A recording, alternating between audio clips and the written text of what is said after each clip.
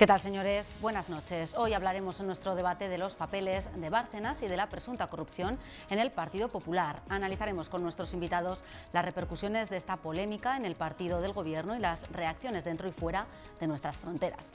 Y en otro orden de cosas, hablaremos también del turismo de la nieve y de cómo afecta positivamente a la población de los pequeños pueblos del Pirineo. Para ello nos acompañan en esta mesa de redacción Juanjo Vázquez, gerente de Zaragoza Cultural. Buenas noches. Hola, buenas noches, María. Aurelio López de Ita, presidente de CEPIME. Buenas noches, Aurelio. Buenas noches. Y Juan Martín, portavoz de Chunta en el Ayuntamiento. Juan, buenas noches. Muy buenas noches. Vamos a comenzar hablando de ese tema que está siendo ya no el tema del día, sino el tema de muchos días, esos papeles de Bárcenas. Continúa la polémica con esos supuestos pagos al Partido Popular. Mariano Rajoy, el presidente, el sábado compareció y negó rotundamente esos documentos. Hoy en Berlín ha vuelto a insistir, ha dicho que esos documentos son falsos. En este sentido, el Partido Popular cree que pueden estar manipulados. Bueno, ¿cómo valoráis este huracán que está azotando al Partido Popular? ¿Creéis que puede esas sospechas del Partido Popular de posible manipulación puedan tener cierto o puedan ser realmente así, que estuviesen esos papeles en cierta medida manipulados? Juan. Pues no sé, yo creo que hay dos planos en esta situación, como casi siempre que se imputan delitos y tienen que ver con dirigentes políticos. Hay un plano que es el de la responsabilidad política y otra cosa son las responsabilidades penales o jurídicas que haya en medio. Yo creo que el fiscal general del Estado se ha pronunciado en una determinada dirección. Va a haber evidentemente un procedimiento judicial que se va a poner en marcha. Ya hay uno en marcha a través de la Gürtel y el caso Bárcenas con la comisión regatoria que ha descubierto los 22 millones de euros de la cuenta en Suiza. Y yo creo que desde el punto de vista judicial esperemos que estén abiertas todas las puertas para que evidentemente se investigue a fondo y se investigue hasta las últimas consecuencias. Y luego está el plano político. Y en el plano político el Partido Popular y su presidente contestan tarde, contestan mal y además yo creo que intentando quitarse de encima algo que le está salpicando de una forma directa. Y no se puede decir que hay una parte de los documentos que son ciertos y otra parte de los documentos que son falsos. Es decir, yo creo que tiene que haber total transparencia, y total transparencia solamente hay en el seno del Congreso de los Diputados, en un pleno establecido exclusivamente para hablar de corrupción y dando evidentemente todas las explicaciones del mundo, y que no nos tomen el pelo con esto de las declaraciones de la renta, porque evidentemente yo no conozco a ningún atracador de bancos que declare a la renta lo que va robando en cada uno de los bancos. Aurelio, ¿cómo valoras esta polémica, esta situación? Bueno, llevamos unos días realmente convulsos con la noticia de los papeles de Bárcenas, lo cual implica una gravedad añadida, porque estamos hablando del presidente del Gobierno, del partido que está en el Gobierno, y además de una presunta trama compleja, extensa, profunda. Para mí lo más grave es que esto desgraciadamente es un jalón más en una larga carrera ya de despropósitos de corrupción, que lo que están logrando es que la ciudadanía, que somos la inmensa mayoría, o sea, la ciudadanía no son los políticos, los banqueros, somos el conjunto del país formado pues, por autónomos, trabajadores, pequeños empresarios, funcionarios, ciudadanos, pensionistas, etcétera, etcétera. Bueno, pues esta ciudadanía yo creo que está harta, realmente harta, lo decía clarísimamente hace unos días en un artículo en El Heraldo, que es que hemos llegado a un punto ya de saturación en cuanto al hartazgo generalizado, que esto que lo recibimos con una dosis mayor de preocupación, porque repito, se trata del presidente del Gobierno y de su entorno, hay que clarificarlo, no esto, sino todo en conjunto. No podemos seguir así, evidentemente, todos somos conscientes de que estamos llegando a una situación límite, de que esto está aumentando el descrédito de España como país, de que es muy difícil salir de una crisis generalizada, no digo económica, de una crisis, si cada día pues, nos despertamos con una noticia de este tipo. Y curiosamente hoy que la triste noticia debería ser únicamente el que el número de parados se ha incrementado en 140.000, pues resulta que a lo que le seguimos dando trascendencia porque la tiene es a este episodio de corrupción. Yo no me inclino a decir quién tiene, quién no tiene, hasta cuánto, quién, cómo. Para eso, como decía Juan, está la justicia que tiene que aclararlo, pero las responsabilidades políticas yo creo que deberían ser instantáneas. Debería haber mecanismos propios del sistema que hiciese que el momento en que alguien incurre en sospecha razonable de que algo no ha funcionado como debería funcionar, independientemente de que luego se le rehabilite, se le pidan excusas, se le indemnice, lo que haga falta. Pero la ciudadanía no puede seguir viendo enfrente de ella una nube tremenda de corrupción que además procede de muchos focos, que no es esto solo, desgraciadamente. ¿Debería haber responsabilidades políticas, como dice Aurelio, inmediatas o la presunción de inocencia también tiene ahí mucho peso y hay que dejar un poco actuar a la policía? Coincidían, y no solamente Aurelio y Juan, sino que han coincidido la mayor parte de los medios de comunicación, creo que recogiendo un amplio estado de opinión en que la gravedad de la situación es tal que exige una respuesta política inmediata. Siempre la respuesta política ha de ser inmediata porque para eso está la política. Creo que Juan lo ha explicado, también insistía Aurelio en que hay que deslindar lo judicial de lo político. Es que hay que deslindarlo. La responsabilidad política no puede ir después de la judicial, tiene que ir antes. Pero en este momento, frente al falso de Rajoy, a través de una pantalla de televisión dirigida fundamentalmente a sus propios militantes, yo creo que ni a su electorado ya, a sus militantes, tendría que haber reaccionado con explicaciones inmediatas ante el pueblo, es decir, en el Congreso de los Diputados, y propuesta de una serie, porque la situación está tan madura ya que lo exige, de reforma de la ley de financiación de partidos políticos, reforma de la ley electoral y dimisión inmediata. Hay tres posibilidades. Convocatoria de elecciones anticipadas. Yo, personalmente, no sería partidario, no creo que sea el momento, pero la gravedad de la situación, ¿a alguien podría hacerle pensar eso? Dimisión del presidente del gobierno y que la mayoría parlamentaria elija nuevo presidente haciendo caso a esa propuesta de modificación legislativa, o es que podría ocurrir. ¿Qué diferencia hay ahora entre Berlusconi y Mariano Rajoy? Es decir, ¿qué diferencia podría haber entre la solución Mario Monti y una hipotética solución tecnocrática que saliese actualmente? Por eso, ante esa panoplia de soluciones, yo me decantaría por una dimisión del actual presidente del gobierno, dejando que la mayoría legislativa proponga nuevo presidente, pero haciendo frente a la situación política actual. El contexto socioeconómico y sociopolítico lo ha explicado perfectamente Aurelio, la gravedad de la situación la ha explicado Juan. Yo creo que la respuesta tiene que ser inmediata. Y la respuesta no puede ser solamente por una crisis de gobierno con la salida de Ana Mato. No puede ser exclusivamente. Yo creo que la situación es de tal escándalo político y social que exige una respuesta inmediata y no puede quedarse solamente en el falso, dicho desde una pantalla de televisión. ¿Estáis de acuerdo con estas tres alternativas que ha presentado Juanjo? Es que en democracia no hay muchas más.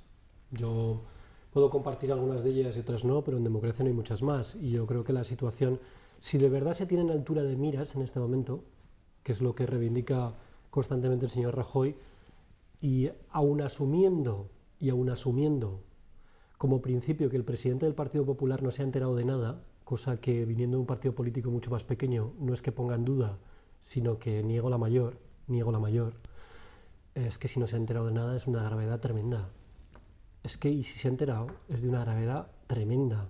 Entonces, es decir, que en este momento no nos estamos jugando, esto no es una cuestión de las siglas del Partido Popular, ni es una cuestión de Mariano Rajoy, esto es una cuestión de pervivencia de la democracia y de pervivencia de las instituciones democráticas y de la credibilidad de esta cosa que nos hemos dado en llamar entre todos Constitución, Estado de Derecho, y que evidentemente si no se pone encima de la mesa soluciones inmediatas, lógicamente muchos ciudadanos estamos en el lógico derecho a dudar. Y hay una cuestión más, el Partido Popular tiene un trabajo que hacer. Si es verdad que sus bases, sus militantes, sus cargos públicos creen que se tienen que tomar decisiones, y por lo que yo veo estos días de muchos cargos públicos del Partido Popular y de muchos militantes del Partido Popular que están consternados, lo que tienen que tomar son las riendas de su propia organización, porque desde luego aquí lo que hay es un contubernio en el mejor estilo para entregarse sobres entre unos y otros, y porque se lo están reconociendo. Jaime Ignacio del Burgo reconoce que ha cobrado y que los apuntes son ciertos. Pío García Escudero reconoce que los apuntes son ciertos. Un exdiputado del Partido Popular, Trías, en un artículo público en el diario El País, reconoce que se entregaban sobres. ¿A quién pretenden engañarnos? Esta es la cuestión, ¿no? ¿Cómo se llega a la investigación a resolver si hubo esos sobres, si ese dinero era dinero B, si hubo esos pagos? Porque al no estar en las cuentas A, digamos, ¿cómo se llega a averiguar? Yo pienso que se puede establecer un cierto paralelismo entre un partido político y una empresa. Por una razón, porque al igual que una empresa, un partido político tiene ingresos de distintas fuentes. Tiene una contabilidad, tiene unos órganos de control y al igual que un empresario nunca podría escudarse en ignorar lo que ha pasado en su empresa, entiendo que nadie se puede escudar en ignorar lo que ha pasado. Y si ha ocurrido porque alguien ha sido tan habilidoso como para enmascarar o engañar o hacer un uso indebido o una apariencia de uso indebida de algo, automáticamente hay que tomar medidas, igual que las toma cualquier empresario en su empresa, sea grande o sea pequeña. Yo no quiero, lo he dicho al principio, establecer ningún tipo de acusación ni de aceptación de que algo ha sido irregular, pero cuando algo huele mal, cuando algo tiene una apariencia fea, lo que no se puede hacer es utilizar maniobras dilatorias ni cortinas de humo. O sea, hay que afrontarlo porque, como decía al principio, esto tiene el agravante de que la situación ya de por sí está muy deteriorada. El desprestigio de la clase política, todos lo sabemos, es enorme. La falta de confianza de la ciudadanía en sus instituciones, en todas sus instituciones, es tremenda. Ha habido ejemplos de corrupción manifiesta ya en distintos órganos, no solamente políticos o no solamente por parte de los partidos políticos. Se viene hablando desde hace mucho tiempo de la necesidad de un regeneracionismo político que yo entiendo que es fundamental, que es necesario. Hombre, algún momento tendrá que ser el momento crítico para tomar medidas ejemplarizantes. Y si quien debe tomarlas no lo hace, luego que no se lamente de que el alejamiento de la ciudadanía cada vez sea mayor. Pero a día de hoy entiendo que no. Cada día que se pierde es una dosis de prestigio y de credibilidad que se pierde también. Sí, si me permites, sí, por completar la pregunta que le hacías a Aurelio, hay una forma de investigarlo. No hablamos de delito, porque como decías es otro ámbito. Es muy posible que buena parte de las imputaciones que se están haciendo hayan prescrito, con lo cual no hablamos en el ámbito del delito, sino de la responsabilidad política. La persona que aparece en esos papeles llamados de Bárcenas, en realidad de la contabilidad B del PP, es Pedro Arriola. Yo no tengo por qué pensar que Pedro Arriola necesitaba sobresueldos del Partido Popular. ¿A qué se dedica Pedro Arriola? Consultor electoral. ¿Dónde han ido esos 300 y pico mil euros? A financiar de manera irregular las campañas electorales del PP, si eso es lógico. Y responde a una lógica interna de la financiación irregular de muchos partidos políticos. No es casualidad. Otra parte es a sobresueldos. Sobresueldos que no son delito como tal. Que Mariano Rajoy cobre 3.000 euros o 5.000 o 7.000, eso tendrá que dar cuenta a su militancia, e incluso a la sociedad española. El problema es la procedencia, pero yo creo que buena parte, la mayor parte, que creería que la totalidad de los dirigentes del PP son personas de honor. Por tanto, que reconozcan que realmente ha cobrado 3.000, 5.000, 7.000 euros. Si no pasa nada. Otra cosa es que descubren la irregularidad de la financiación, pero eso se puede investigar. Se puede investigar no para imputar delitos, sino para realmente reconocer la financiación irregular. Porque hay otro problema. La Cámara de Cuentas, el Tribunal de Cuentas, perdón, actúa tarde. Es que cuando informa el Tribunal de Cuentas ya ha prescrito su fiscalización. Están por el año 2007, creo. Claro, pero 2007, es que 2007 y los delitos económicos de los partidos políticos prescriben a los 4 años.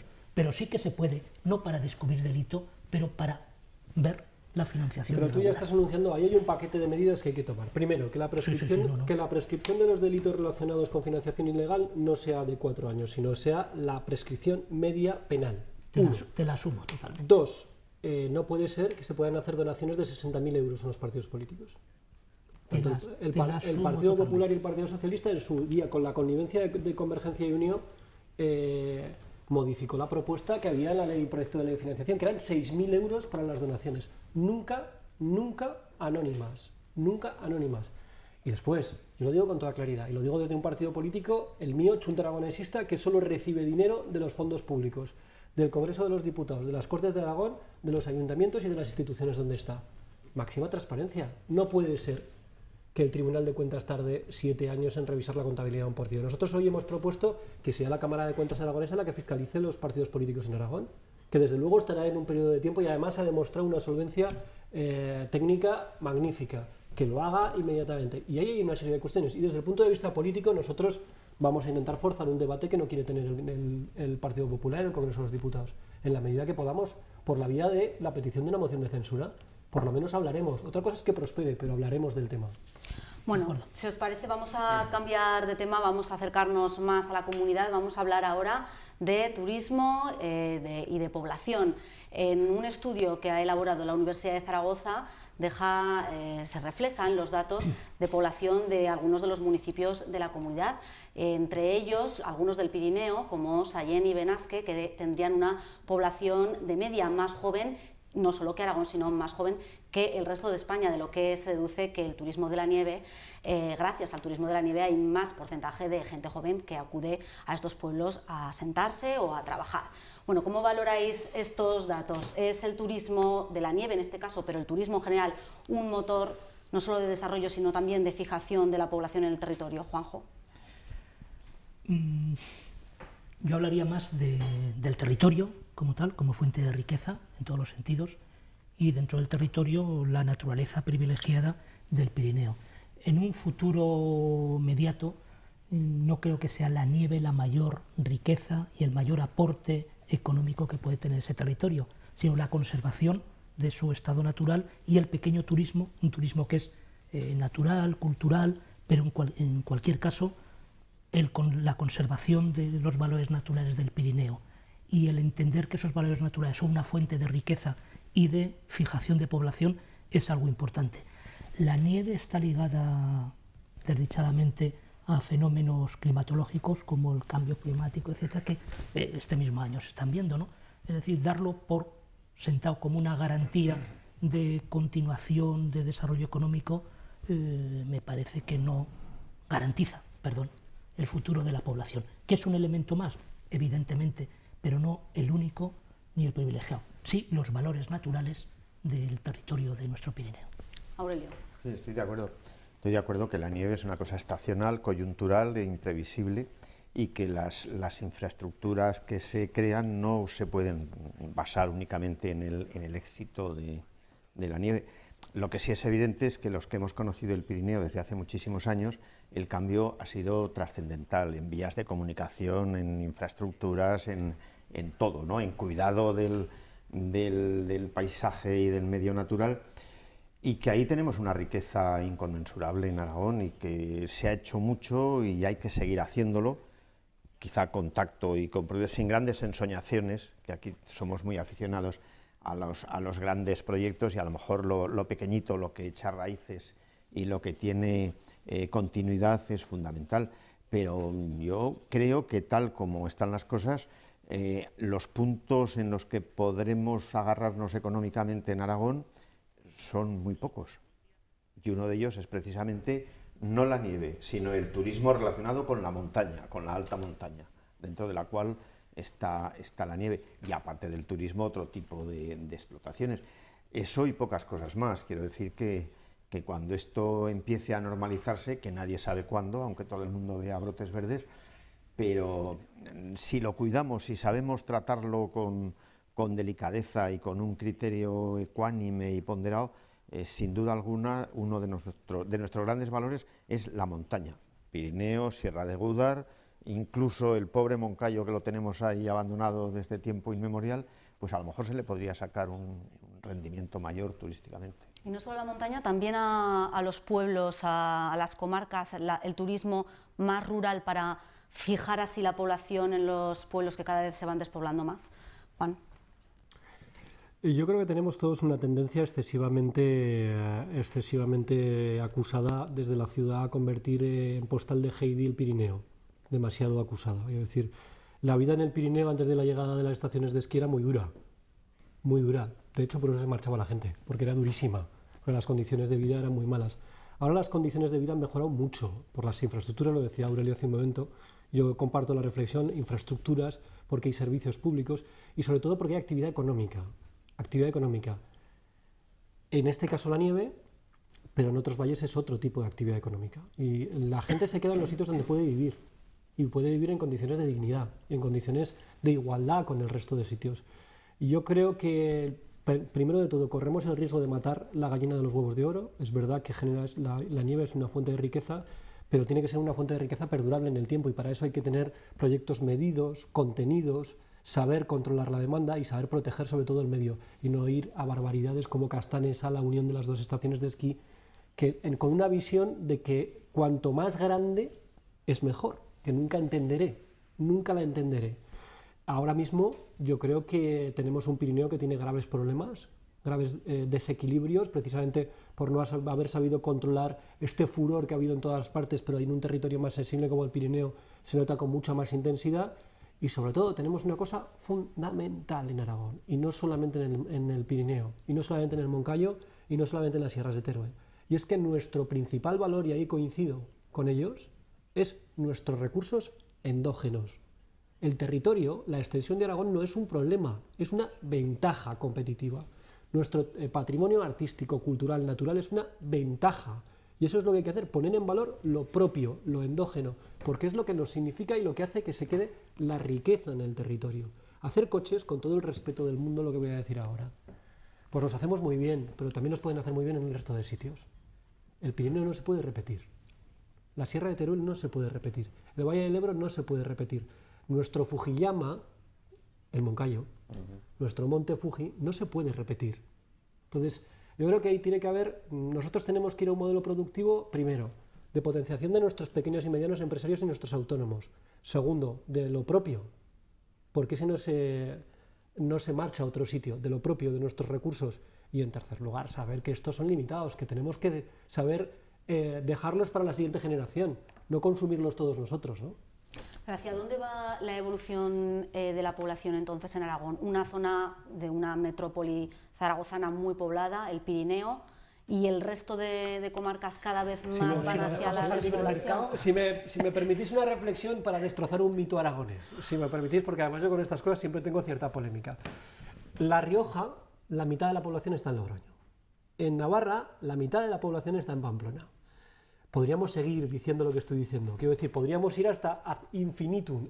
Voy a poner un ejemplo más grande. En Argentina, la mitad de la población está en Buenos Aires. Este no es el problema. El problema no es que la mitad de la población esté en Zaragoza. Ese no es el problema.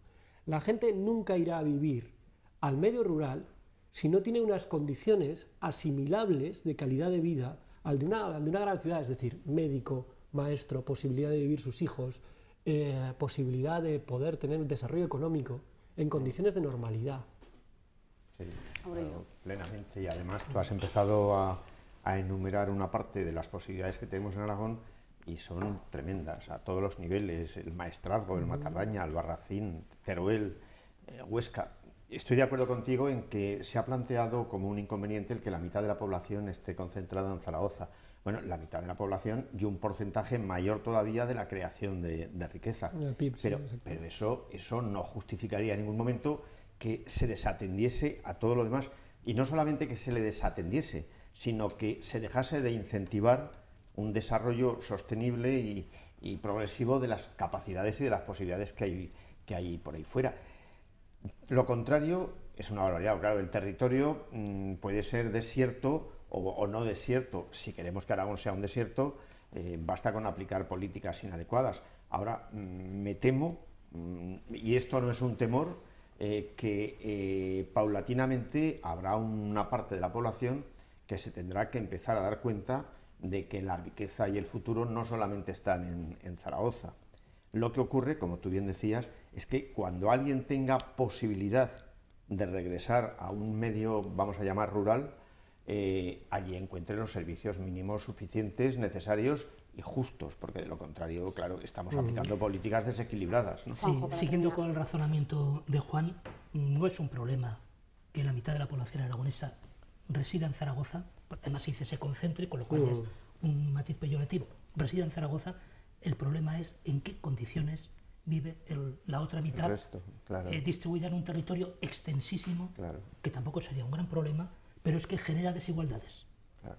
Y para la mitad que reside en Zaragoza puede generar unas cargas en el reparto de la riqueza para compensar esas desigualdades. Es decir, hay que fijar a la población, dotarla de medios de vida, de manera que quede compensado la mitad que reside en Zaragoza y la mitad que reside creando riqueza en el resto de Aragón.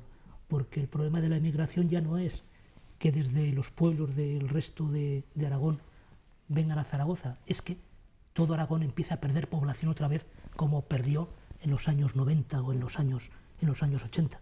Bueno. Tiene razón Juan, no es exactamente el reparto entre Zaragoza y el resto, sino las condiciones en que unos y otros están fijados en el territorio. Con estas últimas reflexiones de Juanjo nos despedimos. Muchas gracias a los tres por habernos acompañado. Nosotros nos vamos mañana, estaremos de vuelta con todos ustedes. Buenas noches.